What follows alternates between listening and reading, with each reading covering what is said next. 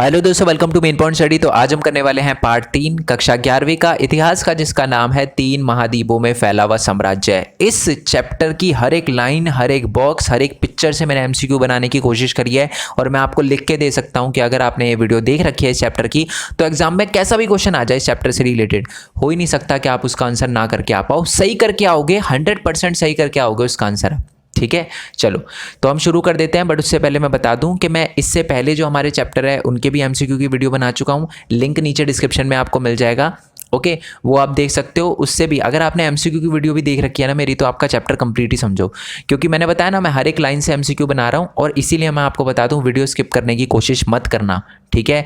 नहीं तो फ़ायदा नहीं होगा, क्योंकि मैं आपको ना साथ में ये भी बताता जाऊँगा कि इस क्वेश्चन को किस और तरीके से भी पूछा जा सकता है। ठीक है, क्योंकि बच्चे कभी कभी बोलते हैं ना कि सर ये वाला टॉपिक तो हमने पढ़ा ही नहीं, जबकि वो टॉपिक आपने पढ़ा होता है, बट क्वेश्चन किसी और वे में पूछा जाता है और आप आंसर नहीं कर पाते। तो ऐसी दिक्कत ना हो, इसलिए वीडियो स्किप करके मत देखना, क्योंकि मैं आपको ये भी बताऊंगा कि कोई क्वेश्चन किसी और तरीके से कैसे पूछा जा सकता है। और हिंदी मीडियम, इंग्लिश मीडियम दोनों में एमसीक्यू की वीडियो मिल जाएगी नीचे डिस्क्रिप्शन में। और कुछ बच्चे बोल रहे हैं कि सर आप इसकी पीडीएफ प्रोवाइड कर सकते हो। मैं कर सकता हूँ, बट कोई फ़ायदा होगा नहीं। अगर आपने मेरी वीडियो मतलब मेरी जो भी एक क्वेश्चन वगैरह है वीडियो फॉर्मेट में देखा होगा ना, तभी आपको फ़ायदा हो पाएगा। नहीं तो मैं बता दूंगा, डोंट वरी, कि इसकी पीडीएफ आपको कहाँ मिलेगी। बट पहले हम ये क्वेश्चन स्टार्ट कर देते हैं, ठीक है? चलो, और मैंने साथ में मैंने जैसे बोला बुक की पीडीएफ भी खोल रखी है, पिक्चर बेस्ड क्वेश्चन भी क्लियर करता जाऊंगा। और 35 पेजेस की पीडीएफ है, 100 से ज़्यादा एमसीक्यू देखने के लिए मिलेंगे आपको, ठीक है? तो चलो जी शुरू कर देते हैं। तो हमारा पहला क्वेश्चन है कि 3 महाद्वीपों में फैला हुआ जो साम्राज्य, उसका नाम बताइए। मेसोपोटामियन साम्राज्य, रोमन साम्राज्य, इराकी साम्राज्य या मराठा साम्राज्य। आपको पता है कि 3 महाद्वीपों में जो फैला हुआ हमारा साम्राज्य है, उसके अंदर इस चैप्टर के अंदर हम रोमन एम्पायर के बारे में पढ़ रहे हैं, रोमन साम्राज्य के बारे में पढ़ रहे हैं। अब अगर आपको पता है कि वो 3 महाद्वीप कौन कौन से हैं जिसमें एम्पायर फैला हुआ है, तो नीचे कमेंट बॉक्स में ज़रूर बताना। बट डोंट वरी, नीचे क्वेश्चन आएगा इसका भी।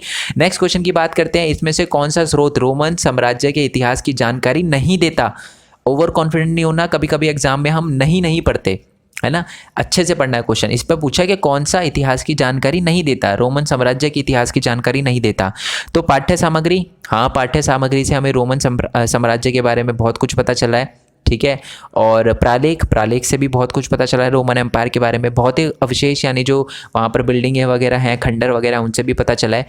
तो नृत्य है इसका आंसर। नृत्य मैं आपको बता दूं, इसका मतलब होता है डांस। डांस से हमें क्या ही पता चल रहा है रोमन साम्राज्य के बारे में, तो इसका आंसर है डी। ओके, नेक्स्ट क्वेश्चन है कि ईसा मसीह के जन्म से लेकर 7वीं शताब्दी के पूर्वार्ध में 630 के दशक तक की अवधि में अधिकांश यूरोप, उत्तरी अफ्रीका, मध्य पूर्व वाला इलाका का जो विशाल क्षेत्र था, वो डैश सशक्त साम्राज्य का शासन था। मैं आपको बता दूं, इस क्वेश्चन का मतलब ये है कि कितने साम्राज्य थे उस टाइम, ठीक है? अगर हम ईसा मसीह के जन्म से लेकर 7वीं शताब्दी तक के टाइम को बात करें, मोटा मोटा 7वीं शताब्दी तक के टाइम को बात करें, तो वहाँ पर कितने साम्राज्य थे? तो मैं आपको बता दूँ, 2 सशक्त साम्राज्य थे। एक का नाम तो आपको पता ही है, कौन सा? एक है हमारा रोमन एम्पायर, रोमन साम्राज्य, और जो दूसरा है उसका नाम क्या है? ईरानी साम्राज्य। ये बात याद रखना। नेक्स्ट क्वेश्चन यही है, देखो, रोम तथा ईरान के लोग आपस में डैश थे, क्या सम्मिलित थे, मिले हुए थे, प्रतिद्वंदी थे, या इनमें से कोई नहीं? तो वो एक दूसरे के प्रतिद्वंदी थे, कंपटीशन करते रहते थे एक दूसरे से, लड़ाई चलती रहती थी, एक तरह से आप कह सकते हो। नेक्स्ट क्वेश्चन है कि रोमन साम्राज्य इनमें से किस महाद्वीप में नहीं फैला हुआ था? एशिया, यूरोप, अमेरिका या अफ्रीका? तो मैं आपको बता दूं, इसका आंसर मैंने आपको बताया था ना कि ये क्वेश्चन मैं पूछूंगा। रोमन साम्राज्य जो है वो एशिया में भी था, यूरोप में भी फैला हुआ था, और अफ्रीका में भी फैला हुआ था। इसका आंसर है अमेरिका। अमेरिका में हमारा रोमन एम्पायर जो था वो नहीं फैला हुआ था। नेक्स्ट क्वेश्चन है, डैश सागर यूरोप और अफ्रीका के महाद्वीपों को एक दूसरे से अलग करता है? तो इसका आंसर है जी भूमध्य सागर। मैं आपको पिक्चर भी दिखा देता हूँ, ऑल तो मैंने बोला था कि पिक्चर समझाऊंगा, बट ये देखो, ये ऊपर वाला यूरोप है, नीचे वाला अफ्रीका है। कौन अलग कर रहा है? ये देखो, लिखा है ना भूमध्य सागर, दिख रहा होगा आपको, ठीक है? चलो, समझ आ गया आपको। नेक्स्ट क्वेश्चन की बात करते हैं कि भूमध्य सागर पश्चिम में स्पेन से लेकर पूर्व में डैश तक फैला हुआ था।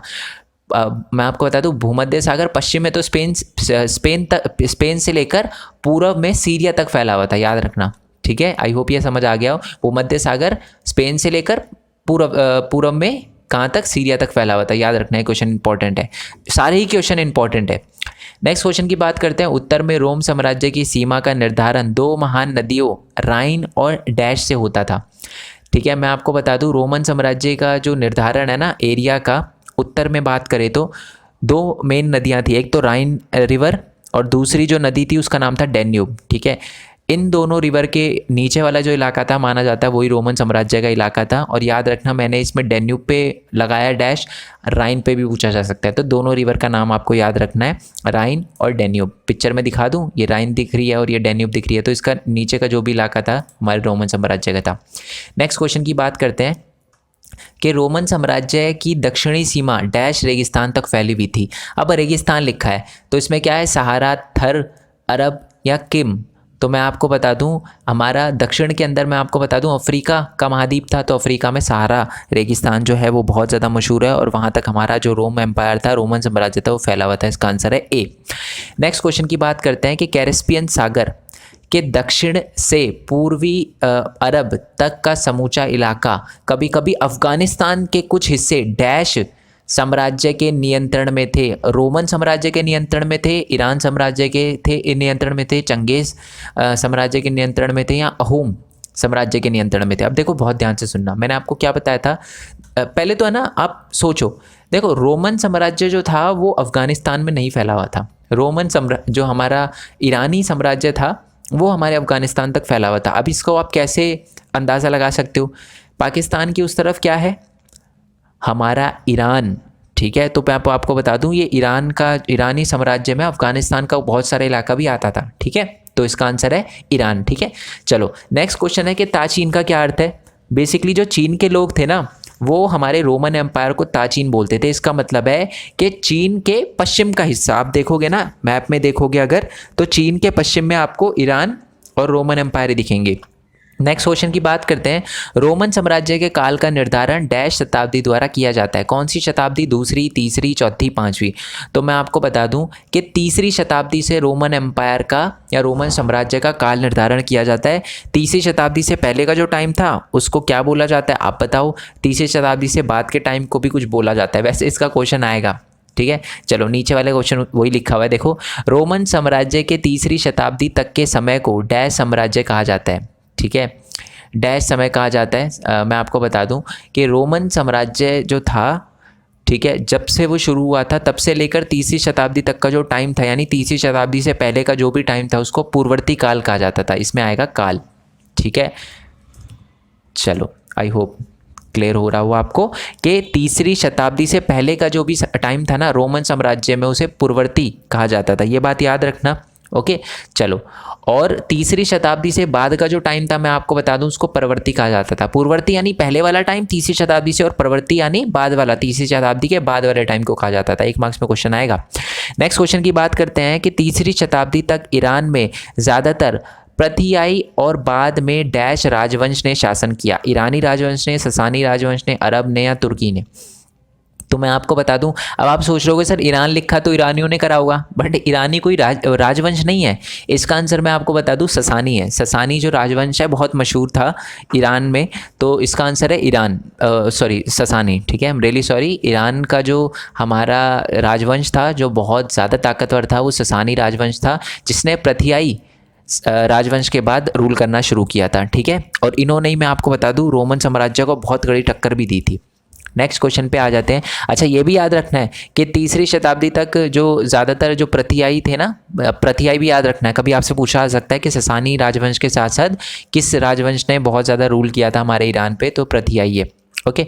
चलो नेक्स्ट क्वेश्चन की बात करते हैं। रोमन साम्राज्य में प्रयोजन हेतु लातिनी और डैश भाषा का प्रयोग किया जाता था। मतलब एडमिनिस्ट्रेशन में ऑफिशियल वर्क के लिए कौन सी भाषा का यूज़ किया जाता था, एक तो लातिनी भाषा का और एक अरबी, हिब्रू, यूनानी या तुर्की, किसका, यूनानी भाषा का प्रयोग किया जाता था। इससे एक बात और बता दूं आपको, एग्जाम में दोनों भाषा में से कुछ भी पूछा जा सकता है, ठीक है। मैंने इस पे यूनानी पे लगाया है, आपसे ये भी पूछा जा सकता है कि कितनी मेन लैंग्वेज थी, तो 2 मेन लैंग्वेज थी, एक लातिनी एक यूनानी, ठीक है। चलो नेक्स्ट क्वेश्चन पे आते हैं। बहुत इंपॉर्टेंट क्वेश्चन है कि रोमन साम्राज्य के पूर्वी भाग में जहाँ पर उच्चतर लोग रहते थे, महंगी बातचीत वाले लोग रहते थे, वो डैश भाषा बोलते थे, और पश्चिम के लोग डैश भाषा बोलते थे। तो ये बताओ कि जो हमारे पूर्वी भाग के उच्चतर वर्ग के लोग हैं वो कौन सी भाषा बोलते थे, और उसके बाद आपको बताना है कि जो पश्चिम में रहते थे वो कौन सी भाषा बोलते थे। तो मैं आपको बता दूं कि जो हमारे रोमन साम्राज्य के जो उच्चतर वर्ग थे ना, जो पूर्व में रहते थे वो यूनानी बोलते थे, और जो पश्चिम में रहते थे वो लातिनी बोलते थे,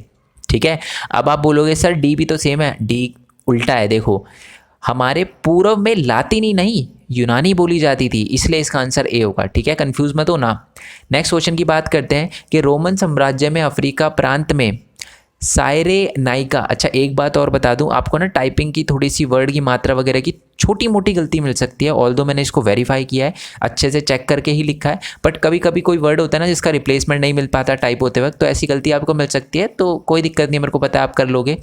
ठीक है, वैसे अभी तक सही है। आखिरी के क्वेश्चन जो होंगे ना 71 से लेकर, उसमें थोड़ी सी मिस्टेक मिलेगी, अभी तो कोई नहीं है, बट फिर भी ये बात मैंने आपको बता दी। रोमन साम्राज्य में अफ्रीकी जो प्रांत था उसमें सायरेनाइका एक जगह थी, वहाँ पर कौन सी भाषा बोली जाती थी? अरबी, लातिनी, यूनानी या तुर्की। देखो एक बात तो आपको पता चल ही चुका है, दो ही लैंग्वेज हो सकती है, या तो लातिनी हो सकती है, यूनानी हो सकती है, क्योंकि यही मेन लैंग्वेज थी, तो इसका आंसर जो है वो लातिनी है। रोमन साम्राज्य का जो अफ्रीका का जो प्रांत था ना, जिसका सायरेनाइका नाम था, वहाँ पर लातिनी बोली जाती थी, और जो हमारा त्रिपो लातिनिया था वहाँ पर यूनानी भाषा बोली जाती थी। ठीक है, ये अफ्रीका का ही प्रांत है। ओके, चलो, और ये बेसिकली लैंग्वेज के बेसिस पे ये अलग हुआ करता था।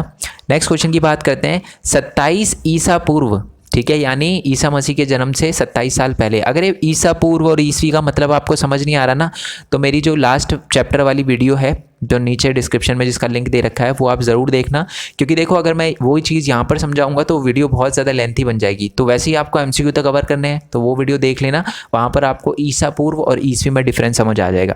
ठीक है, तो क्वेश्चन यह है कि 27 ईसा पूर्व से पहले रोमन साम्राज्य में गणतंत्र शासन व्यवस्था थी, जिसमें वास्तविक सत्ता जो थी वो डैश के हाथ में थी। किसके हाथ में थी? सम्राट के हाथ में, सेनेट के हाथ में, सेना के हाथ में, या इनमें से कोई नहीं। तो मैं आपको बता दूं 27 ईसा पूर्व से पहले जो सत्ता थी ज़्यादातर वो सम्राट के हाथों में ही थी, जो रूलर होता था उसी के हाथों में थी, उसके बाद सेनेट के हाथों में चली गई थी, आपको पता है। तो रोमन साम्राज्य में गणतंत्र की व्यवस्था डैश ईसा पूर्व से 27 ईसा पूर्व तक चली। कितना ईसा पूर्व से लेकर, मैं आपको बता दूं इसका आंसर है 509 ईसा पूर्व तक। 500 ईसा अब ये भी आप बोलोगे सर 509 पहले कैसे आ सकता है? तो ईसा पूर्व का मतलब होता है ईसा मसीह के जन्म से पहले, तो पहले 509 आएगा, फिर ही तो 27 आएगा। अगर ये बात मेरी नहीं समझ आई है तो डिस्क्रिप्शन में मैंने आपको बोला ही, तो चैप्टर नंबर 1 है उसके MCQ की वीडियो देख लेना, क्लियर हो जाएगा।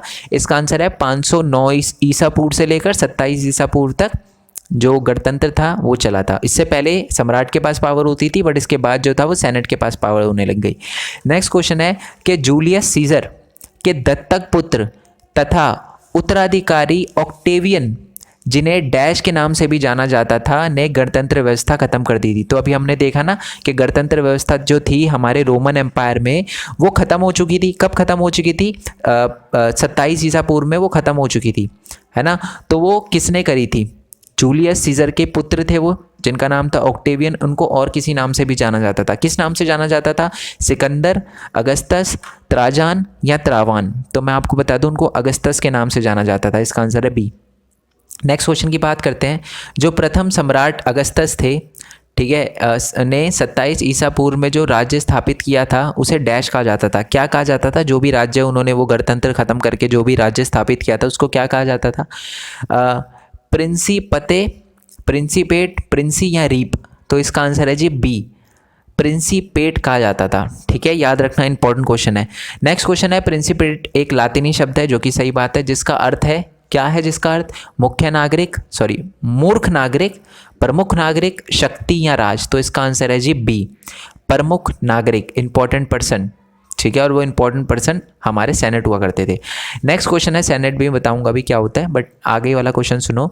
रोम में सैनिक नामक संस्था का अस्तित्व कई शताब्दियों तक रहा तथा वह एक ऐसी संस्था थी जिसमें कुलीन एवं अभिजात वर्ग को, यानी मुख्यतः रोम के जो धनी परिवार थे, का प्रतिनिधित्व था। मतलब मैं आपको बता दूं, रोम में जो हमारे सैनिक या सेनेट बोल सकते हो आप जिसको, ठीक है। अच्छा, इसमें सेनेट आएगा, सैनिक नहीं है, इसमें सेनेट आएगा। ठीक है, इसको न कर देते हैं, नेट। ठीक है,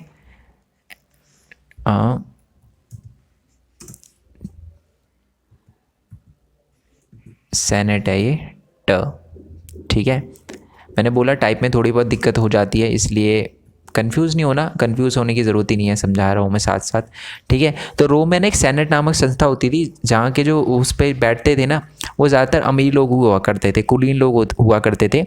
और है ना उस पर ना पहले ज़्यादातर जो रूल किया करते थे वो एक तो हमारे रोम के थे ही थे, बट रोम के अलावा और किसी एरिया के भी ज़्यादातर हुआ करते थे हमारे सेनेट के अंदर से लोग। कौन से एरिया के हुआ करते थे? ईरानी नहीं, ईरानी तो नहीं हो सकता था क्योंकि ईरानी से तो प्रतिद्वंद्विता चलती रहती थी, कंपटीशन चलता रहता था, तो ईरानियों को क्यों बनाएंगे, है ना, क्यों सेनेट बनाएंगे? रोनी, हमारा अफ्रीकी या इतावली? तो इसका आंसर है इतावली, यानी इटली के भी बहुत सारे जो हमारे सेनेट हुआ करते थे ना, मतलब ज़्यादातर हमारे रोम साम्राज्य के जो सेनेट हुआ करते थे वो इटली से भी हुआ करते थे। नेक्स्ट क्वेश्चन है हमारा कि रोम साम्राज्य के इतिहास की जानकारी हमें पुस्तकों से मिलती है जिसमें ज़्यादातर यूनानी और लातिनी भाषा में लिखा गया है, उसे डैश द्वारा लिखा गया था। किसने लिखा था? सैनिक ने, सम्राट ने, सेनेट ने, या इनमें से कोई नहीं? तो मैं आपको बता दूं, जो सेनेट हुआ करते थे ना, अमीर हुआ करते थे, महंगी बातचीत, पैसे हुआ करते थे उनके पास, और वही थे जिन्होंने ज़्यादातर पुस्तकें वगैरह लिखी है। ओके, चलो रोमन साम्राज्य के बारे में। नेक्स्ट क्वेश्चन है हमारा 26। रोमन साम्राज्य में सबसे बुरा सम्राट वह माना जाता था जो सेनेट के सदस्यों के प्रति डैश व्यवहार रखता था। क्या? शत्रुतापूर्ण, मित्रतापूर्ण, बंधुत्व, या इनमें से कोई नहीं? तो मैं आपको बता दूं इसका आंसर है जी ए। जो भी रोमन साम्राज्य के अंदर सम्राट के साथ गलत, मतलब सम्राट, उस सम्राट को बहुत गलत माना जाता था जो सेनेट के साथ शत्रुतापूर्ण व्यवहार करता था, गलत व्यवहार करता था, ठीक है। नेक्स्ट क्वेश्चन की बात करते हैं। रोमन साम्राज्य के 3 अभिन्न अंग सम्राट, सेनेट और डैश थी। मैं आपको बता दूं रोमन साम्राज्य के अंदर तीन अंगों को बहुत इंपॉर्टेंट दी जाती थी। एक तो है हमारे सम्राट, दूसरे हैं सेनेट, और तीसरे कौन है? तीसरा है सेना, ठीक है। प्रजा नहीं थी, सेना है इसका आंसर। इसका आंसर है सी, याद रखना। अब 3 वैसे ही नॉर्मली भी पूछा सकता है कि कितने अंग जो थे वो अभिन्न माने जाते थे हमारे रोमन साम्राज्य में, तो इसका आंसर है जी सम्राट, सेनेट और सेना, यानी 3। नेक्स्ट क्वेश्चन की बात करते हैं। डैश के साम्राज्य में बलात् भर्ती वाली सेना थी। अच्छा, बलात् भर्ती का मतलब क्या होता है वो मैं आपको बता देता हूँ।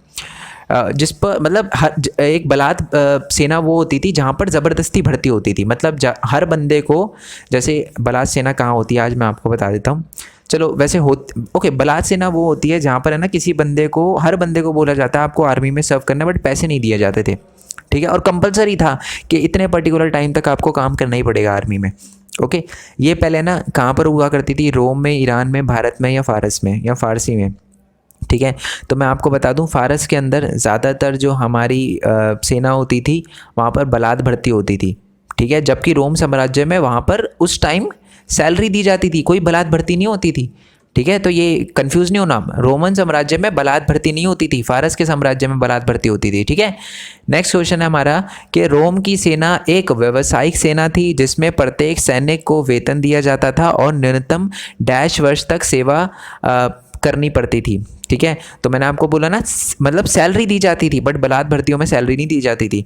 तो मैं आपको बता दूं कि हमारे रोम साम्राज्य में जो न्यूनतम जो होता है हमारे सैनिक को 25 साल तक, इसका आंसर है सी, 25 साल तक क्या करना पड़ता है कि अपनी सर्व करना पड़ता है आर्मी में, ठीक है, जो भी उनकी सेना होती थी। क्वेश्चन नंबर 30 है कि इनमें से कौन सा बिंदु रोमन साम्राज्य की विशेषता नहीं है? वेतनभोगी सेना, वो तो हमने देख लिया, रोमन साम्राज्य की एक बहुत ही इंपॉर्टेंट विशेषता है वो। सांस्कृतिक विविधता, ये भी है। 3 महाद्वीपों में फैला हुआ साम्राज्य, चैप्टर का नाम ही है। प्रशासन में अरबी भाषा का प्रयोग नहीं, अरबी नहीं, कौन सी भाषा? लातिनी और यूनानी भाषा का प्रयोग होता तो सही होता, बट अभी ये गलत है क्योंकि अरबी भाषा का प्रयोग नहीं था। नेक्स्ट क्वेश्चन की बात करते हैं कि अगस्तस के पुत्र का नाम क्या था? चलो हमें पता चल गया, जूलियस सीजर के पुत्र का नाम अगस्तस था, है ना। ऑक्टेवियन था, बट ऑक्टेवियन को अगस्तस भी कहा जाता था, पेट नेम, ठीक है। और जो हमारे अगस्तस थे उनके पुत्र का नाम क्या था? त्रावान, त्राजान, तिबेरियस, या हमारा रीप? तो मैं आपको बता दूं अगस्तस के पुत्र का नाम था तिबेरियस। ये जब हम बुक में देखेंगे ना, लास्ट के अंदर पूरा बता रखा है इवेंट, तो उसमें मैं आपको दिखाऊंगा, बट तिबेरियस है इसका आंसर, ठीक है। और ये मज़े की बात बताता हूँ, ये उनका खुद का बेटा नहीं था, गोद लिया हुआ था, ठीक है। चलो ये भी क्वेश्चन आ सकता है। नेक्स्ट क्वेश्चन की बात करते हैं। रोमन साम्राज्य के प्राथमिक सम्राटों ने विस्तार करना अनावश्यक माना। मतलब है ना, मैं आपको बता दूं, रोमन साम्राज्य के जो स्टार्टिंग के रूलर थे ना, जैसे जूलियस सीजर हो गए, अगस्टस हो गए, उन्होंने कहा कि हमें ना कोई ज़रूरत नहीं है विस्तार करने की, अपना एरिया फैलाने की, क्योंकि बहुत बड़ा इलाका उनके पास पहले ही था। परंतु साम्राज्य के प्रारंभिक विस्तार में एकमात्र अभियान सम्राट राजा डैश ने 113 से लेकर 17 ईस्वी तक चलाया।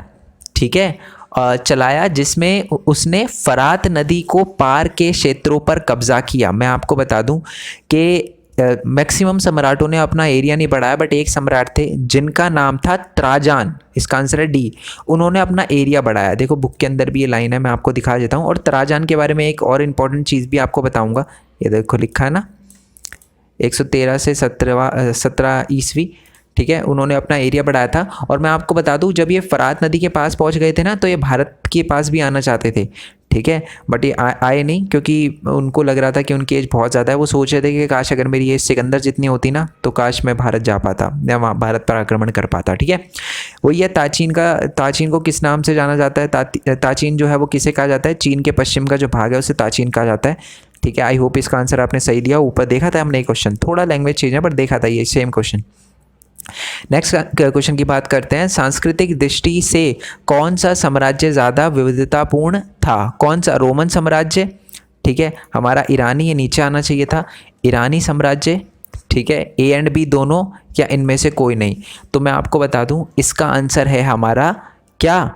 इसका आंसर मतलब सबसे ज़्यादा विविधतापूर्ण है ना, हमारे किस साम्राज्य को माना जाता था?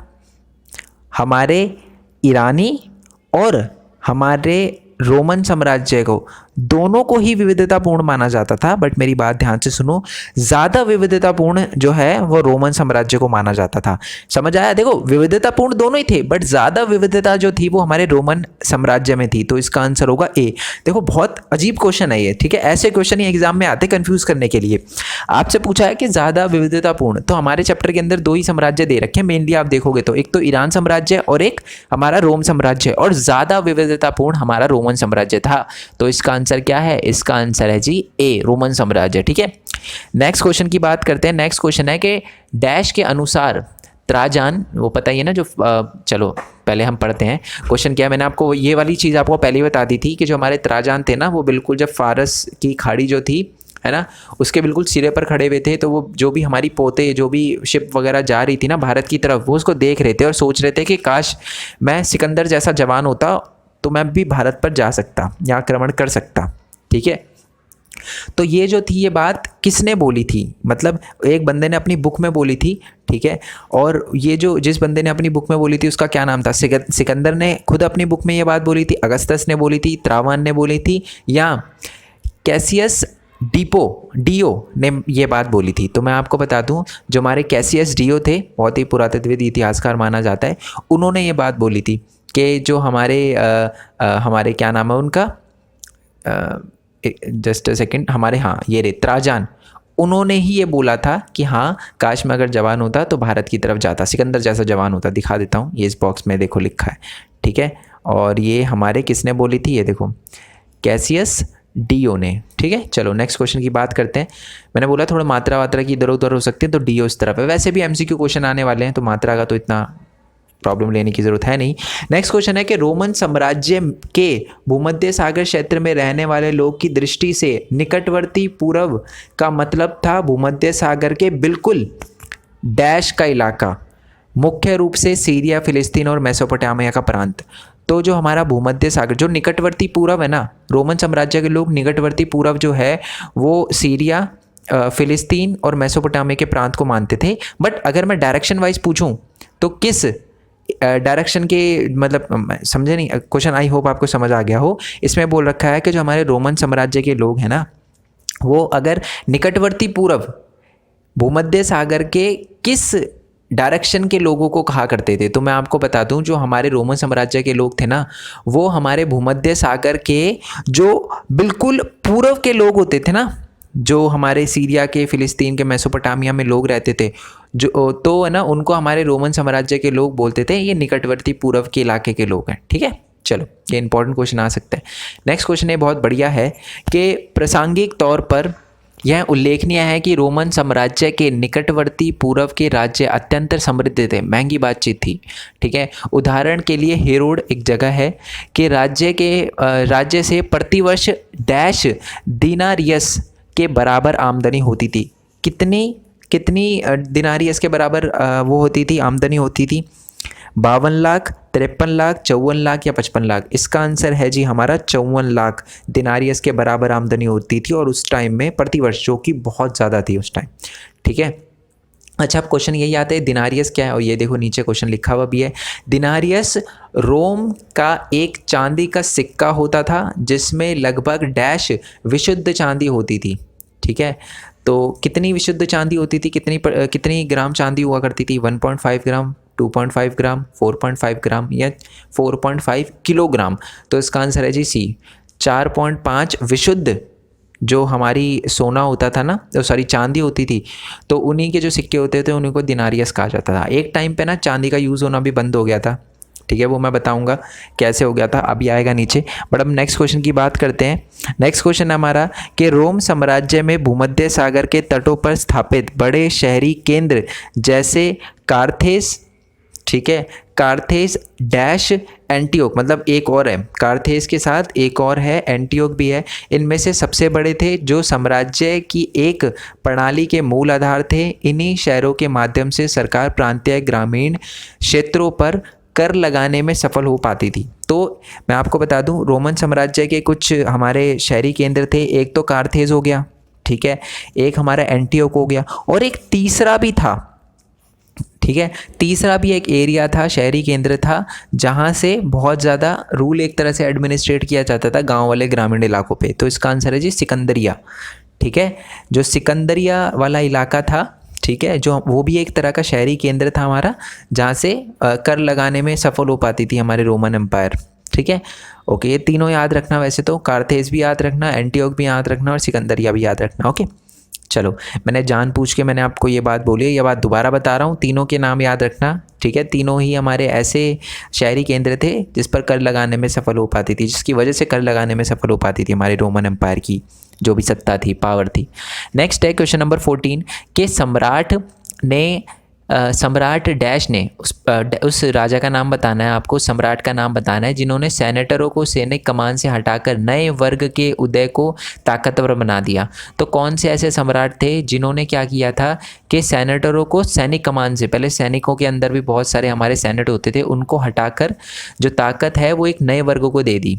ठीक है, तो कौन से हमारे ऐसे सम्राट थे? तो इसका आंसर है जी गैलिनस। तो मैं आपको बता दूं, जो हमारे गैलिनस थे उन्होंने क्या किया था कि जो पावर है वो हमारे हमारे सेनेटर हैं उनसे पावर ले ली थी और एक नए वर्ग को दे दी थी। ठीक है, वो नया वर्ग कौन सा है वो भी मैं आपको बताऊंगा। नेक्स्ट है, इनमें से कौन सा रोमन साम्राज्य की विशेषता नहीं है? ठीक है, बलात् भर्ती, वेतनभोगी सेना, सार्वजनिक स्नान गृह, इनमें से कोई नहीं। इसका आंसर है जी बलात् भर्ती। याद है ना आपको? बलात् भर्ती मैंने आपको बताया था, तो फारस की विशेषता है ना। बलात् भर्ती रोमन साम्राज्य में नहीं थी, तो इसका आंसर है ए। यही पूछा ना कौन सी विशेषता नहीं थी। ओके, नेक्स्ट क्वेश्चन है कि ईरान में 225 ईस्वी में अपेक्षाकृत एक अधिक आक्रामक वंश उभर कर सामने आया। इस वंश के लोग स्वयं को डैश कहते थे। क्या कहते थे? शैतानी कहते थे, ससानी कहते थे, ईरानी कहते थे, इनमें से कोई नहीं। ठीक है, अब ईरान के हैं, आप सोच रहे हो कि ईरानी, बट इसमें राजवंश का नाम पूछा गया है। ठीक है, और ये बात मैंने आपको अब शैतानी कौन कहेगा? शैतानी वैसे भी एक हिंदी वर्ड है, तो वो अपने आप को ससानी कहते थे, और मैंने आपको ऊपर भी बताया था ससानी वंश जो था बहुत ज़्यादा पावरफुल था। ठीक है, कुछ क्वेश्चन आपको ऐसे लग रहे होंगे सर आपने तो बिल्कुल ही डीप कराए हैं, ये क्या कर दिया आपने? देखो, मेरे को कुछ भी नहीं छुड़वाना, मैं हर एक क्वेश्चन ऐसा करवा रहा हूँ आपको जो एग्जाम में आ सकता है ना। सारी की सारी चीज़ें कवर करवानी है मेरे को, तो इसलिए मैंने बोला अगर ये MCQ भी कवर कर लिए तो समझ जाओ कि पूरा चैप्टर हो रखा है आपका। नेक्स्ट है कि ईरान के शासक डैश प्रथम ने दावा किया कि उसने 60,000 रोमन सेना का सफाया कर दिया है और रोमन साम्राज्य की पूर्वी राजधानी एंटियोक, ठीक है, पर अपना कब्जा कर लिया है। तो ये बात किसने कही थी? कौन से ईरानी शासन ने कही थी? शाहपुर ने, आकबस ने, शकुंज ने या निपात ने? तो इसका आंसर है जी शापुर। ईरान के एक राजा थे जिनका नाम था शापुर। उन्होंने बोला था कि हमने 60,000 से ज़्यादा रोमन सेना को मार गिराया है। और जो हमारी एंटियोक है, 3 राजधानी थी ना, मैंने आपको बताया था, शहरी राजधानी, शहरी केंद्र थे, कारथेज हो गया, एंटियोक हो गया, सिकंदरिया हो गया। तो उसमें से जो एक है एंटियोक, उस पर कब्जा कर लिया था। एंटियोक का आएगा यहाँ क।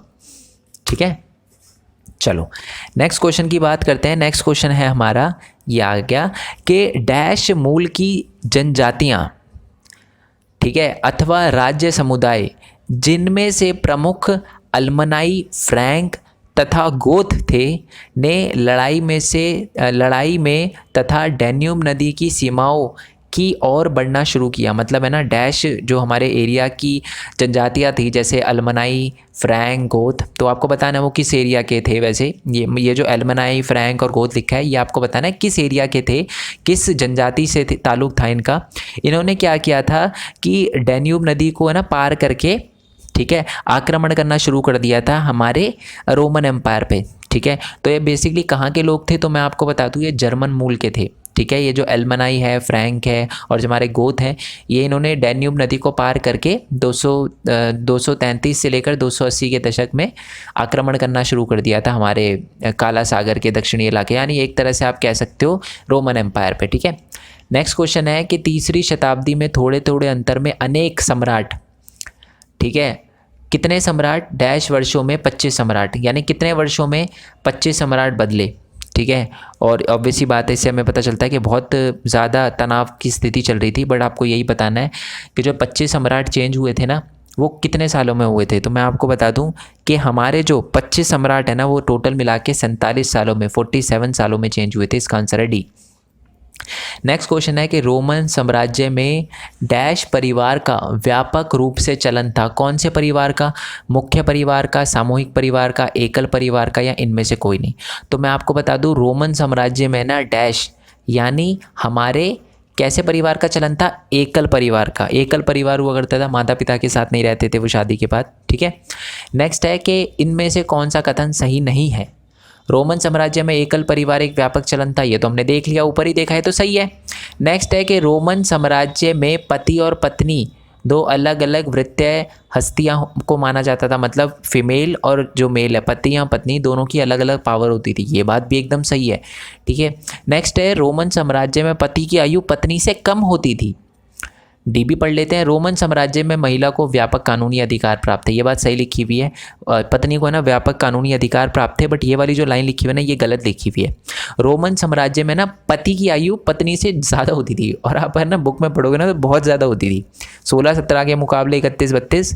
तो ये शोषण होता था, गलत होता था और लड़कियों के साथ। ठीक है, नेक्स्ट है कि सेंट अगस्तस जो थे, ठीक है, और सॉरी एगस्टाइन, ठीक है, ये हमारे एगस्टाइन थे, कॉन्स्टेंटाइन थे। आई एम रियली सॉरी, ये शायद है ना कॉन्स्टेंटाइन होगा। ठीक है, चलो इसको हम सही कर लेते हैं।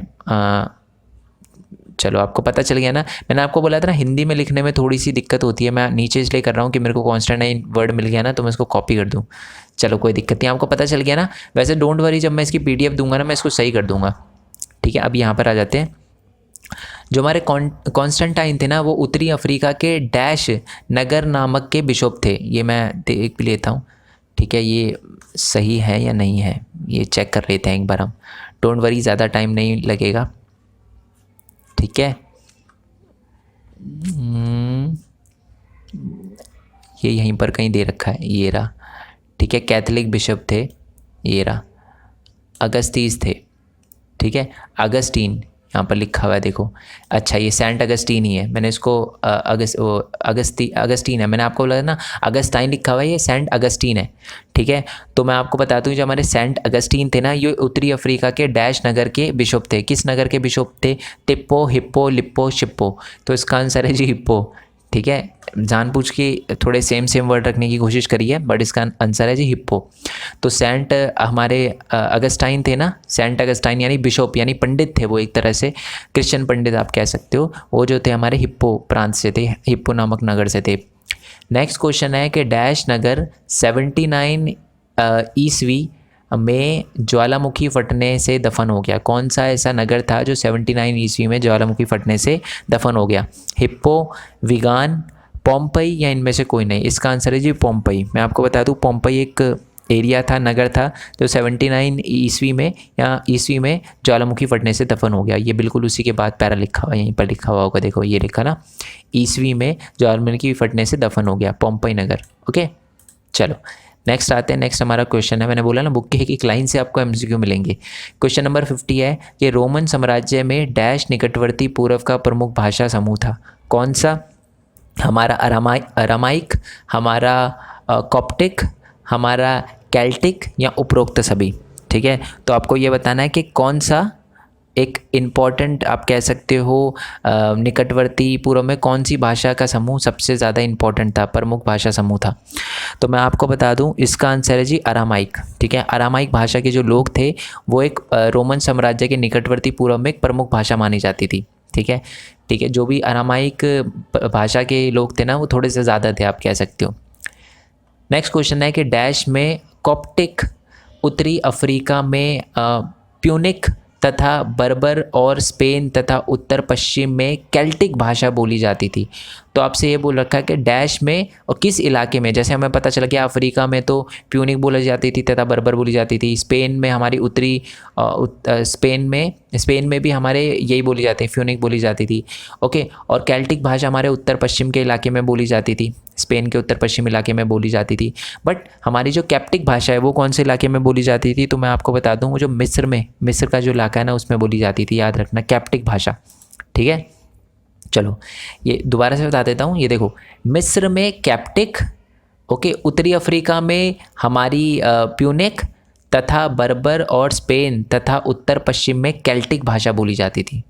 ठीक है जी, चलो नेक्स्ट क्वेश्चन की बात करते हैं। आर्मेनियाई भाषा का लिखना डैश शताब्दी में शुरू हुआ। अच्छा, इससे एक और चीज़ बताता हूँ, बहुत सारी ऐसी भाषा थी जो पहले बोली जाती थी पर लिखी नहीं जाती थी, उनकी कोई लिपि नहीं थी, उनकी लिपि है ना बाद में बनी है।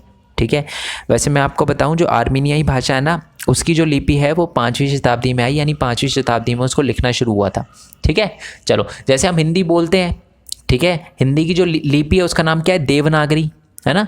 तो वैसे ही आर्मेनियाई की जो बोली थी वो तो पहले चलती थी, बट उनकी लिखावट जो थी वो 5वीं शताब्दी में उन्होंने लिखना शुरू किया था। ठीक है, चलो नेक्स्ट क्वेश्चन की बात करते हैं कि रोमन साम्राज्य में बंदरगाहों, खानों, खदानों, ईंट के भट्टों डैश के तेल की फैक्ट्रियां आदि की संख्या काफ़ी अधिक थी। तो हमें पता चल गया रोमन साम्राज्य में बंदरगाह, खाने, खदाने, ईंट के भट्टे और डैश के तेल की फैक्ट्रियां। किसके तेल की फैक्ट्रियां? जैतून के तेल की, गेहूं के तेल की, अंगूर के तेल की, इनमें से कोई नहीं। आप है ना एनालाइज भी करते जाना, मतलब कि आप खुद भी आंसर बताने की कोशिश करना अगर आपने चैप्टर पढ़ा हुआ है तो एक तरह से अच्छा रिविजन हो जाएगा आपका। वैसे इसका आंसर है जैतून।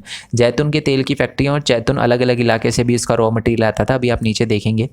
नेक्स्ट क्वेश्चन है कि रोमन साम्राज्य में शराब, जैतून के तेल और अन्य तरल पदार्थों की, ठीक है, धुलाई ऐसे मटकों या कंटेनरों में होती थी जिन्हें डैश कहते थे।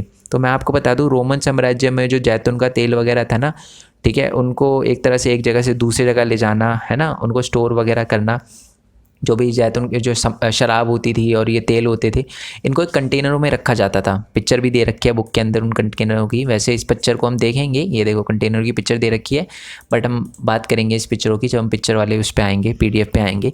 बट मैं आपको बता दूँ इसका आंसर है एम्फोरा। ठीक है, एम्फोरा कहा जाता था उन कंटेनरों को। नेक्स्ट है क्वेश्चन आपका, स्पेन में जैतून का तेल निकालने का उद्यम 140 से 160 ईस्वी के वर्षों में अपने चरमोत्कर्ष पर था। मतलब सबसे ज़्यादा है ना स्पेन में जैतून का तेल जो था 140 से लेकर 160 की ईस्वी में बहुत ज़्यादा प्रोडक्शन हो रहा था, फैक्ट्रियाँ बहुत थी। उन दिनों स्पेन में उत्पादित जैतून का तेल मुख्य रूप से ऐसे कंटेनरों में लाया जाता था जिन्हें डैश कहा जाता था। ठीक है, तो उन दिनों क्या था, स्पेन में जो तेल बनाया जाता था ना उनको एक अलग कंटेनर में लाया जाता था। अब वो कंटेनर जो थे एम्फोरा नहीं थे, वो कोई और टाइप के कंटेनर थे जिनको ड्रेसल 20 कहा जाता था। ठीक है, आज हम उन्हें ड्रेसल 20 कहते हैं, ये बात मैं आपको बता दूं। पहले तो पता नहीं क्या कहा जाता था होता होगा उन्हें, बट आज उन्हें ड्रेसल 20 कहते हैं। और नीचे क्वेश्चन यही है कि ड्रेसल 20 जो है वो किस पुरातत्वविद यानी किस हिस्टोरियन के नाम पे पड़ा था। तो मैं आपको बता दूं, आपको बताना है हेनरिक ड्रेसल, डोनाल्ड ड्रेसल या जॉन ड्रेसल। तो मैं आपको बता दूं हेनरिक जो ड्रेसल थे ना उनके नाम पे ही ड्रेसल 20 का नाम पड़ा है। ठीक है, नेक्स्ट क्वेश्चन की बात करते हैं। उत्तरी अफ्रीका के उत्पादकों ने स्पेन के जैतून के तेल के उत्पादकों जैसे महत्वपूर्ण स्थान प्राप्त कर लिया था। पहले मैं आपको पता ही है, सबसे पहले तो स्पेन में, उसके बाद क्या था, जो हमारे उत्तरी अफ्रीका में जैतून का तेल था ना, वो उसका ज़्यादा प्रोडक्शन होने लग गया। बट बाद में एक डैश के बाद, ठीक है, परंतु डैश के बाद पूर्व में उत्तरी अफ्रीका का प्रभुत्व तोड़ दिया। इसका मतलब समझे, सबसे पहले तो स्पेन में जैतून का तेल जो था वो बहुत ज़्यादा प्रोडक्शन होता था, उसके बाद उत्तरी अफ्रीका में, और उसके बाद पूर्वी अफ्रीका में। ठीक है, तो आपको ये बताना है कि पूर्वी अफ्रीका में कब बहुत ज़्यादा प्रोडक्शन होना स्टार्ट हो गया था, और कब जो था वो पश्चिमी उत्तरी अफ्रीका का प्रभुत्व कब तोड़ा था पूर्वी अफ्रीका ने। तो इसका आंसर है जी 425 ईस्वी में। ठीक है, हमारे 57 क्वेश्चन का नंबर है, आंसर है 425, यानी सी है इसका आंसर। ठीक है, नेक्स्ट क्वेश्चन की बात करते हैं। नेक्स्ट क्वेश्चन है कि रोमन साम्राज्य के अंतर्गत ऐसे बहुत से क्षेत्र आते थे जो अपनी असाधारण उर्वरकता के कारण, यानी बहुत ज़्यादा प्रोडक्शन के कारण बहुत प्रसिद्ध थे। जैसे डैश में कैंपेनिया, ठीक है, तो किस एरिया की बात हो रही है, कैंपेनिया और सिसिली। मिस्र में फ्यूम और साथ में गैलीली, ठीक है, और हमारा बाइजेंटियम था जिसको टूनेशिया भी बोला जाता था, ठीक है, बेंजेकियम, और साथ में दक्षिणी गोल जिसको नर्बोनेसिस भी कहा जाता था, ठीक है, नार्बोनेसिस भी कहा जाता था। तो देखो, पहली बात तो ये है, ये वाले नाम भी आपको इम्पॉर्टेंट है कि ज़्यादा जो हमारे उर्वरक वाले क्षेत्र थे, जो अपनी क्षेत्र उर्वरकता के लिए बहुत ज़्यादा मशहूर थे। मिस्र में तो हमारा फ्यूम और गैलीली, ठीक है, और दक्षिणी जो गोल भी ये बहुत ज़्यादा मशहूर थे। पर आपसे पूछा है कि कैंपेनिया जो था ना, जैसे मिस्र में ये था फ्यूम, वैसे ही किस देश के अंदर, आज वो देश है यहाँ पर है ना एक देश, जैसे इटली के अंदर था, जर्मनी के अंदर था कैंपेनिया, भारत के अंदर था या चीन। देखो, अपने को इतना पता है कि जी भारत के अंदर तो कोई कैंपेनिया नाम का या सिसिली नाम का नहीं है। अगर आपने क्लास 10th में हिस्ट्री पढ़ी होगी ना, तो आपको पता होगा कि जो सिसिली है ना वो हमारा इटली में है। तो इसका आंसर है इतावली, यानी इटली, ए। ठीक है, चलो नेक्स्ट क्वेश्चन की बात करते हैं। क्वेश्चन नंबर 59, डैश से तात्पर्य है ऊंचे पहाड़ी क्षेत्रों और नीचे के मैदानी इलाकों में भेड़ बकरियां तथा अन्य जानवरों को चराने के लिए चरागाहों की खोज में चरवाहों का मौसम के अनुसार वार्षिक आवागमन। इसका मतलब है, जब जो जानवर को चराने वाले लोग होते हैं ना, जब चारे के लिए वर्ष में ऋतु के अनुसार एक जगह से दूसरी जगह जाते हैं, तो उसको क्या कहते हैं, प्रवास, घर का प्रवाह, ऋतु प्रवास, या इनमें से कोई नहीं। तो मैंने देखो आपको थोड़ी हिंट ही दी थी, इसका आंसर है जी ऋतु प्रवास। ऋतु के चेंज होने से जब हमारे जो चरवाहे हैं एक जगह से दूसरी जगह जाते हैं, तो इसी को ऋतु प्रवास कहते हैं। नेक्स्ट क्वेश्चन है कि जी मैमपालिया किसे कहते हैं, मोमपालिया, ये बहुत इंपॉर्टेंट, मैमपालिया किसे कहते हैं, इंपॉर्टेंट क्वेश्चन है। अवन आकार की झोपड़ियाँ, पहाड़ों के ऊपर घर, ऋतु या ऋतु प्रवास। तो इसका आंसर है ये ऋतु पर, चलो वैसे आंसर गलत ही है ऋतु वाला भी। इसका आंसर है अवन आकार की झोपड़ियाँ। ठीक है, आई होप ये बात आपको क्लियर हो गई हो। नेक्स्ट क्वेश्चन की बात करते हैं। अवन आकार की झोपड़ियाँ जो थी उनको ही मैपालिया कहा जाता था। क्वेश्चन नंबर 61 है कि स्पेन में अधिकतर केल्टिक भाषी किसान की आबादी थी जो पहाड़ी की चोटियों पर बसे गांव में रहते थे। इन गांवों को डैश बोला जाता था, क्या बोला जाता था, किसली बोला जाता था, कैस्टेला बोला जाता था, केल्टिक राग बोला जाता था, या इनमें से कोई नहीं। तो मैं आपको बता दूं कि इसको कैस्टेला बोला जाता था। इसका आंसर है बी। ओके, नेक्स्ट क्वेश्चन की बात करते हैं कि डैश गुलामों की संख्या बढ़ाने की ऐसी प्रथा थी जिसके अंतर्गत दासियों और उनके साथ मर्दों को आधिकारिक, ठीक है, आधिकारिक बच्चे पैदा करने, अधिकाधिक यानी ज़्यादा से ज़्यादा बच्चे पैदा करने के लिए प्रोत्साहित किया जाता था। मतलब दास को और दासिनी को ज़्यादा से ज़्यादा बच्चे पैदा करने के लिए बोला जाता था, और वो जो बच्चे भी थे वो अभी आगे चलकर दास बनते थे, दास या दासी बनते थे। इस प्रथा को क्या बोला जाता था, दास प्रथा, दास प्रजनन, दास निकाली, या उपरोक्त नीलामी, या इनमें से कोई नहीं, या उपरोक्त सभी। तो इसका आंसर है जी दास प्रजनन। नाम से आपको पता चला है प्रोडक्शन बढ़ाया जाता था या बच्चे ज़्यादा पैदा करने के लिए बोला जाता था दासनियों को। तो इसका आंसर है जी दास प्रजनन। नेक्स्ट है कि लेखक कोलू मिल्ला, ठीक है, मिल्ला, हमारे जो लेखक कोलू मिल्ला थे वो कहाँ से आए थे, दक्षिणी स्पेन से, उत्तरी अमेरिका से, जर्मनी से, या चीन से। तो मैं आपको बता दूं हमारे जो लेखक थे केलू मिल्ला, वो जो थे हमारे दक्षिणी स्पेन से आए थे। ठीक है, ये याद रखना, इंपॉर्टेंट क्वेश्चन है। मैंने बहुत टफ क्वेश्चन भी रखे हैं ताकि एग्ज़ाम में आपको ऐसा ना लगे ये तो हमने करा ही ना, इसलिए मैंने बहुत टफ क्वेश्चन भी रखे हैं। और ऐसा क्वेश्चन, ये वाला क्वेश्चन तो चलो मैं बोल सकता हूँ कि देखने के लिए नहीं मिलेगा, क्योंकि बहुत ज़्यादा टफ है, बहुत ज़्यादा डीप है। ठीक है, बिल्कुल बुक की एक एक लाइन से मैंने एमसीक्यू बनाया है, तो ऐसा ये वाला क्वेश्चन नहीं देखने के लिए मिल सकता, बट कुछ नहीं कह सकते, तो अब तो चलो याद रहेगा आपको। नेक्स्ट क्वेश्चन की बात करते हैं कि हमारा फ्रैंकी सेंस क्या है। जो फ्रैंकी सेंस है वो क्या है, मैं आपको चलो पहले मैं इसमें ना थोड़ा मुझसे टाइप नहीं हुआ था, इसका नाम कुछ और है। इंग्लिश में इसको फ्रैंकी सेंस बोल सकते हैं, हिंदी में कुछ और वर्ड था, थोड़ा और टफ था, मैं दिखाऊंगा आपको। बट कहते किसी हैं, एक अमेरिका नाम का मतलब एक अमेरिका नाम है ये, ठीक है, जिसका वास्तव में मतलब है सुगंधित राल, और इसका प्रयोग धूप की अगरबत्ती और इत्र बनाने के लिए प्रयोग किया जाता था। या एक फ्रेंच नाम है, ठीक है, या एक यूरोपियन नाम है, या इनमें से कोई नहीं। तो पहले तो मैं आपको दिखा देता हूँ, ठीक है।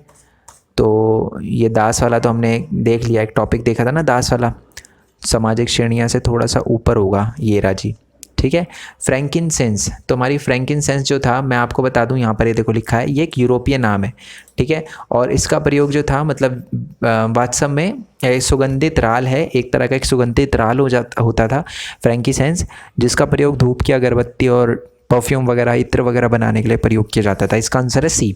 ओके, नेक्स्ट क्वेश्चन पे आते हैं कि 398 के कानून में यह कहा गया कि क्या कहा गया, जो दास झूठ बोलेगा उसे जलाया जाएगा, या दास की शादी नहीं कराई जाएगी, जो हमारे कामगारों को दागा जाता था ताकि वह यदि भाग जाए तो उनको अच्छे से पहचाना जा सके, या उपरोक्त सभी। तो मैं आपको बता दूं, 398 के दशक में कानून आया था जिसमें ये बोला गया था कि जो भी हमारे कामगार है, जो भी दास है ना, उनको दाग दो, यानी उन पर निशान बना दो कि अगर वो कभी भागने की कोशिश करे तो उनको पकड़ा जा सके आराम से। नेक्स्ट क्वेश्चन है कि, अच्छा मैं बता भी देता हूँ, अब तो बहुत टाइम हो चुका है, कि इसकी PDF आपको कहाँ मिलेगी, बट 15 क्वेश्चन बचे हैं, अच्छे से देखना, उसके बाद फिर पिक्चर बेस्ड क्वेश्चन पे भी आएंगे। www.mainpointstudy.in, इस वेबसाइट पे आपको हर एक चैप्टर के MCQ की PDF, हर एक चैप्टर के नोट्स सारे मिल जाएंगे। ये मेरी ही वेबसाइट है। अगर अभी समझ नहीं आया, www वाला कुछ समझ नहीं आया, सीधा गूगल पे जाना, गूगल पे जाके लिखना मेन पॉइंट स्टडी, एंटर मानना, आपके सामने MCQ आ जाएंगे, ठीक है। चलो नेक्स्ट क्वेश्चन की बात करते हैं। डैश 66 ईस्वी में हुई, जिसमें मतलब एक क्रांति हुई थी, ठीक है, डैश क्रांति हुई थी एक 66 ईस्वी में। उल्टा भी क्वेश्चन आपसे पूछा जा सकता है कि कौन सी क्रांति हुई थी हमारी 66 ईस्वी में। तो 66 ईस्वी में क्रांति हुई थी जिसमें जनता का समर्थन प्राप्त करने के लिए ना, जो साहूकार होते थे, उनके ऋण पत्र होते थे, उनको नष्ट कर दिया गया था। यानी किसान को ना ऋण पत्र वगैरह होते थे, जिससे वो एक तरह से टॉर्चर करता था किसानों को साहूकार, तो वो जलाए गए थे। तो ये कौन सी क्रांति में हुआ था? किस्टेन क्रांति, यहूदी विद्रोह क्रांति या उपरोक्त सभी। तो मैं आपको बता दूं, इसका आंसर है जी यहूदी क्रांति, ठीक है। तुम्हारे 66 वाले क्वेश्चन का आंसर क्या है? यहूदी विद्रोह क्रांति, इसका आंसर है बी। नेक्स्ट क्वेश्चन की बात करते हैं। इतिहासकार जो हमारे टेसिटस थे ने आरंभिक साम्राज्य में कितने सामाजिक समूह का वर्णन किया? तो हमारे जो टेसिटस थे, एक हमारे इतिहासकार थे, उन्होंने कितने सामाजिक वर्णन बताए थे हमारे रोमन एम्पायर में, रोमन साम्राज्य में? 6, 8, 6, इसको 7 कर देते हैं।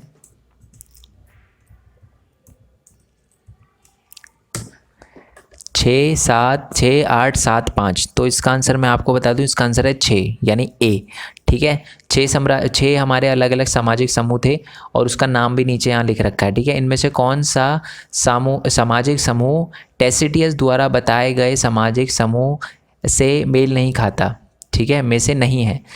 जनता या सामान्य वर्ग, अश्वरोही, सीनेटर यानी सेनेटर, या जिनका संबंध महान घरानों से था, फूहड़ निम्नतर, जिनको जो सर्कस में वगैरह में काम करते थे उनको, जिनको कमीनकार भी बोला जाता था, दास, या इनमें से कोई नहीं। मैं आपको बता दूं, इसका आंसर है इनमें से कोई नहीं, डी। और आप देख रहे हो इसमें 4 से ज़्यादा ऑप्शन है।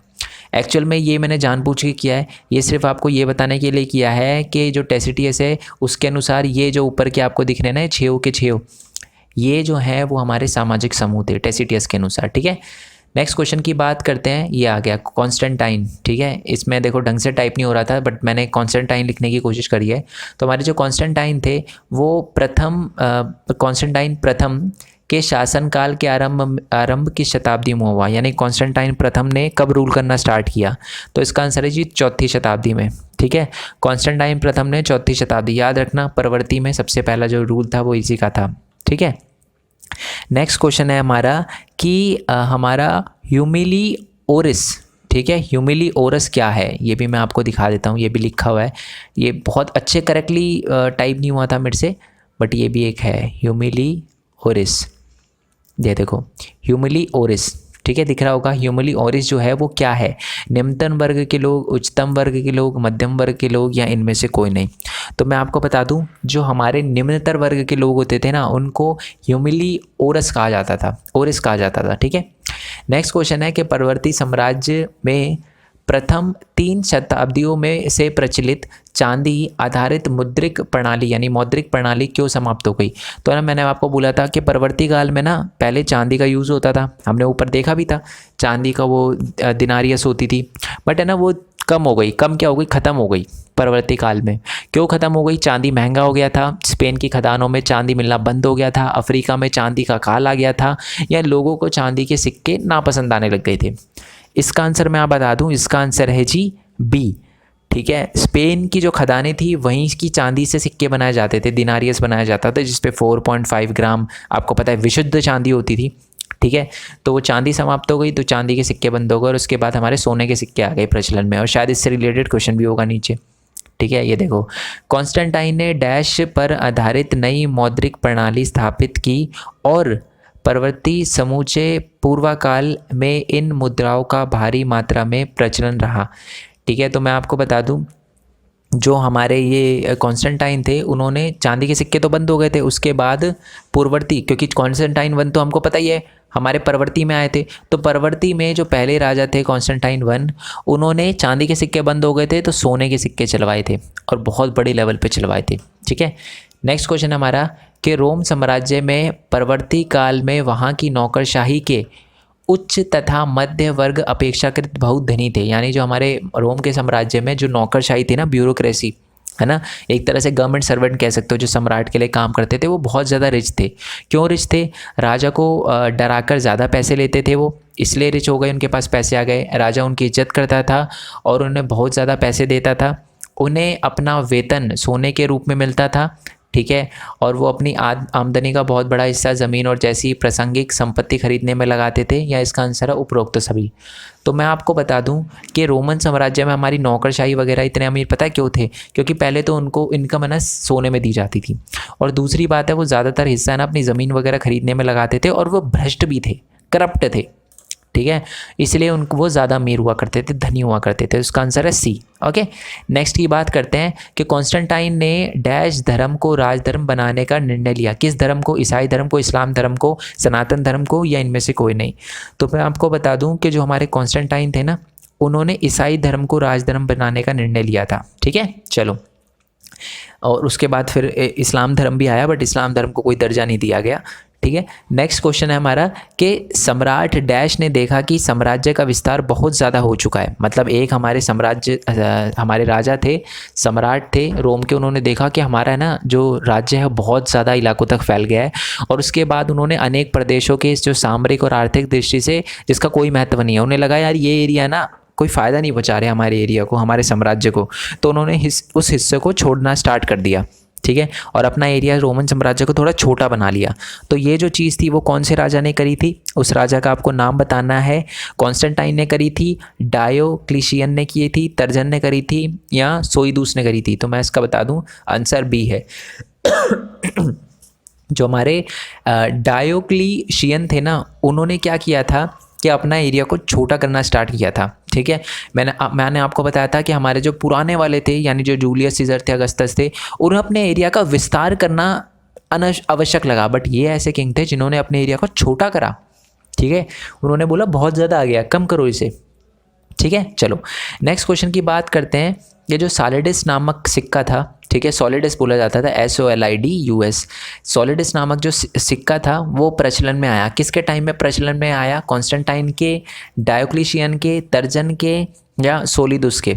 तो मैं आपको बता दूं, इसका आंसर है जी कॉन्स्टेंटाइन। ये जो हमारे ये भी एक सोने का ही सिक्का होता था बेसिकली, ये वाला जो सिक्का था ये भी कॉन्स्टेंटाइन ही अपने टाइम में लेकर आया था, और बहुत मशहूर था ये सिक्का, ठीक है।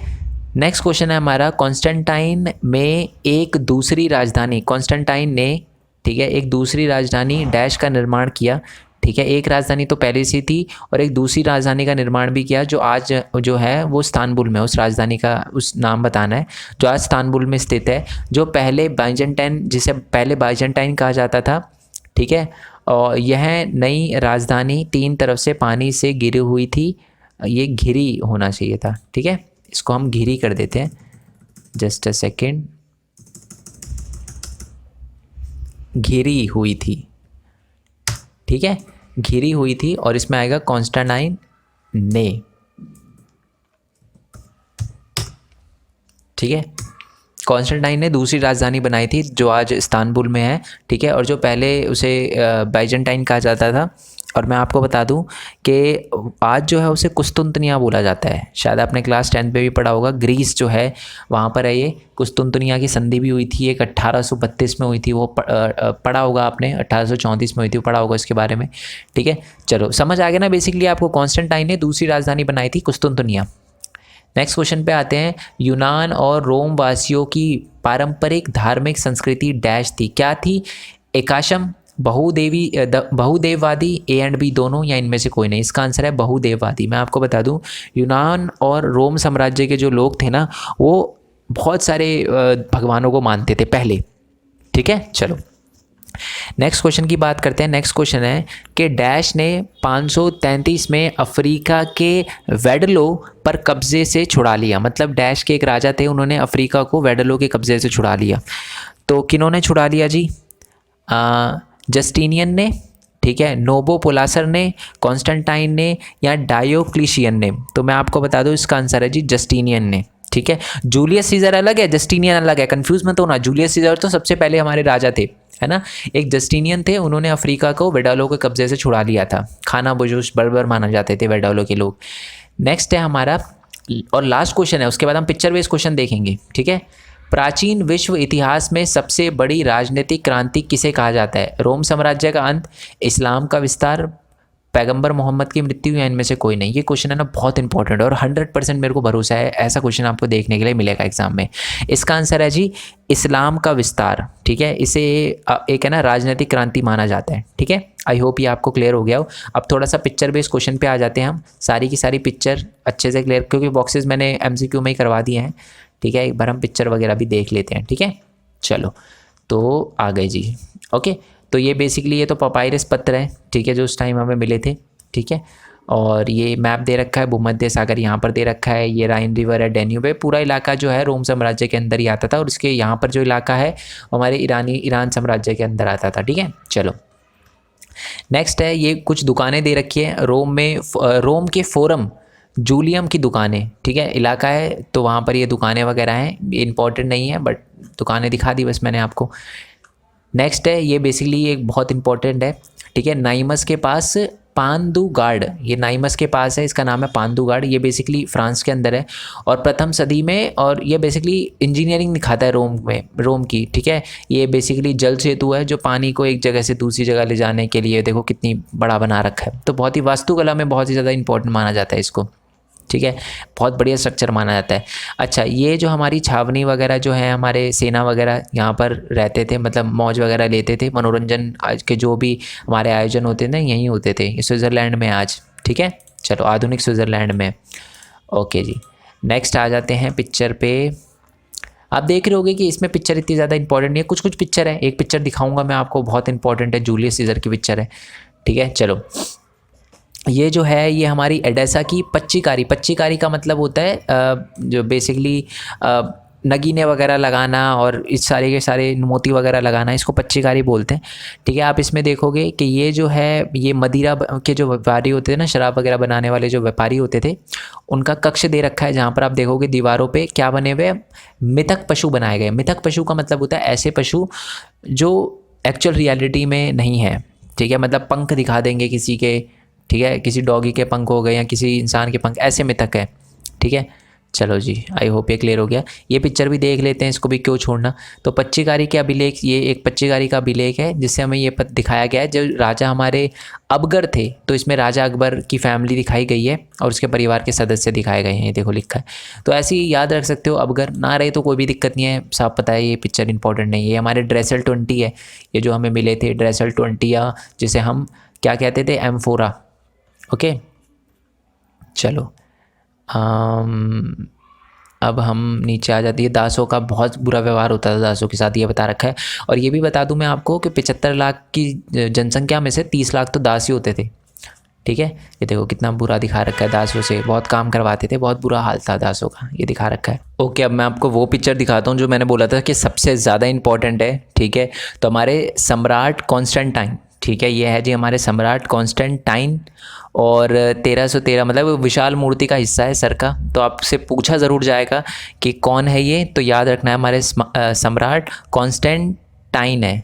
ठीक है, कॉन्स्टेंटाइन। ओके, ये बहुत इंपॉर्टेंट पिक्चर है। उसके बाद ये रोम का दे रखा है, ये तो पता ही है, आपने सुना ज़रूर होगा इसके बारे में। ठीक है, तो ये रोम का बता रखा है। ये जो है वो कोलोसियम है, ठीक है, जहाँ पर तलवारबाजी वगैरह और जानवरों से मुकाबला वगैरह होता था। 60,000 की इसकी कैपेसिटी है, 60,000 लोग उस समय बैठ सकते थे। ठीक है, ये भी मैप दे रखा है। अच्छा, ये बहुत इंपॉर्टेंट है, इससे क्वेश्चन आपको 1 मार्क्स में पूछने के लिए मिल सकता है। ठीक है, कि अलग अलग रूलर के बारे में बता रखा है। पहले तो अगस्तस थे, ठीक है, टिबेरियस थे, त्राजान, ठीक है, तो ये सारे का सारा रूलर का वो बता रखा है, ये बहुत इंपॉर्टेंट है। ठीक है, और ये वही पच्चीकारी वगैरह दिखा रखी है मोतियों से बनी हुई। ठीक है, और इसमें जस्टिनियन है ना, याद है ना जस्टिनियन के बारे में, अभी अभी हमने क्वेश्चन देखा था। कौन जस्टिनियन? ये वाले जस्टिनियन, ठीक है, जिन्होंने वेडलो को बेसिकली कब्जे से निकाला था, अफ्रीका को वेडलो के कब्जे से निकाला था। ठीक है, चलो जी, ये आप देख लोगे ना, प्लीज़ इसमें से अच्छे से देखना, ये वाली चीज़ अच्छे से देखना। ओके, कम से कम 3-4 MCQ आपको इसी में से देखने के लिए मिल सकते हैं, बुक के अंदर दे रखा है ये। बाकी आई होप आपको वीडियो अच्छी लगी हो। इसके MCQ मैं आपको बता चुका हूँ, वेबसाइट पर मिल जाएंगे। हमारा एक टेलीग्राम चैनल है, ठीक है, क्लास 11th का हमारा एक टेलीग्राम चैनल है, गूगल पे जाके, सॉरी टेलीग्राम एक ऐप है, बेसिकली डाउनलोड कर लेना उसे। बहुत सारे बच्चे हमारे साथ क्लास 10th के वैसे ही एडिट है। क्लास 11th पे भी बात करूँ तो मैं 300-400 बच्चे वहाँ पर हैं। जाकर आप लिखना टेलीग्राम पे main point study 11th arts लिखना मत भूलना। तो वहाँ पर 11th का आर्ट्स का ग्रुप है, 300-400 बच्चे वहाँ पर पहले से एडेड है। सारी की सारी चीज़ें PDF वगैरह जो भी अपलोड करनी होती है, वैसे PDF के लिए वेबसाइट में आपको बता ही चुका हूँ। तो PDF वगैरह और सारी की सारी चीज़ें, कुछ क्वेश्चन वगैरह पूछना हो तो वहाँ पर आप इनसे टेलीग्राम पर भी पूछ सकते हो। ठीक है, बाकी अगर आपको कोई दिक्कत आए तो आप मेरे को इंस्टाग्राम पर भी मैसेज कर सकते हो। और एक बहुत इंपॉर्टेंट बात यार, कि अगर आप चाहते हो ना कि मैं 11th का भी जो मैटर है, जो कंटेंट है वो रेगुलर रखूं, तो आपसे दरखास्त है कि आप सपोर्ट पूरा रखना। ठीक है, क्योंकि आप अगर मेरी वीडियो जाकर देखोगे ना, तो अगर कोई वीडियो मैं बनाता हूँ 11th की, इस वाली वीडियो पे भी आप देखना, 10th वाले बच्चे ज़रूर आके कमेंट करेंगे कि सर आप 10th का ये चैप्टर बनाओ, ये चैप्टर बनाओ। तो एक प्रेशर रहता है 10th वालों का। तो आपसे रिक्वेस्ट है कि अगर 11th वालों का भी ऐसा प्रेशर रहेगा ना, तो मैं उन बच्चों को बोल पाऊँगा 10th वालों को कि जी देखो आपके सीनियर बोल रहे हैं, तो इनके लिए भी तो करना है कुछ, है ना। तो आपसे रिक्वेस्ट है कि आप शेयर ज़रूर करो, सपोर्ट ज़रूर करो, लाइक करो, चैनल को सब्सक्राइब करो। और मेरी नहीं, मैं आपको झूठ नहीं बोलूँगा, मैं ईमानदारी से बात बोलूँगा, हिंदी मीडियम वालों को कंटेंट बहुत कम मिलता है। तो जो भी यूट्यूबर मिले आपको हिंदी में कंटेंट बनाता हो, अच्छा कंटेंट बनाता हो, ऐसे नहीं कि बस बना दिया यार बना दिया, ऐसा ना करता हो, बनाता हो सही सा कंटेंट, तो उसके चैनल को ज़रूर सब्सक्राइब करना। उसे कोई फ़र्क नहीं पड़ता कि वो भी SST पढ़ाते हैं सर, वो भी हिस्ट्री पढ़ाते हैं, वो भी कोई बात नहीं, बट सपोर्ट सबको करना है। ठीक है, बाकी हमारे दूसरे चैनल है, अलग अलग चैनल है, जैसे मेन पॉइंट टेक, वहाँ पर मैं अर्निंग से रिलेटेड वीडियो बनाता हूँ, तो उस चैनल को आप सब्सक्राइब कर सकते हो। साथ में मेन पॉइंट हमारा गेमिंग का चैनल है, आ सकते हैं जो भी गेमर वगैरह हैं सारे उस चैनल पे आ सकते हैं। ओके, मेरा एक व्लॉगिंग चैनल भी है, जैसे एग्ज़ाम ख़त्म हो जाएंगे तो हम व्लॉग वगैरह बनाएंगे, तो उस चैनल पे आप आ जाना। ओके, और साथ ही में हमारे जो भी चैनल है उन सबका लिंक आपको नीचे डिस्क्रिप्शन में मिल जाएगा, सबको आप सब्सक्राइब कर देना। यूनिक वर्ल्ड्स के नाम से भी एक चैनल है। ठीक है, बाकी जैसे मैं बता चुका हूँ, कोई भी दिक्कत हो तो आप मेरे को इंस्टाग्राम पे मैसेज कर सकते हो। इंस्टाग्राम पे भी हमारा पेज है, तो उसको भी आप फॉलो कर सकते हो। ठीक है, बाकी नेक्स्ट वीडियो के लिए स्टे ट्यून, एंड तब तक के लिए थैंक यू सो मच। मैंने जैसे बताया, बाकी चैनल का लिंक भी आपको नीचे डिस्क्रिप्शन में, सॉरी बाकी वीडियो का लिंक, MCQ की वीडियो का लिंक भी आपको नीचे डिस्क्रिप्शन में मिल जाएगा। ठीक है, तो नेक्स्ट वीडियो के लिए स्टे ट्यून, तब तक के लिए थैंक यू सो मच। जय हिंद, जय भारत, वंदे मातरम। Thanks for your support, bye bye.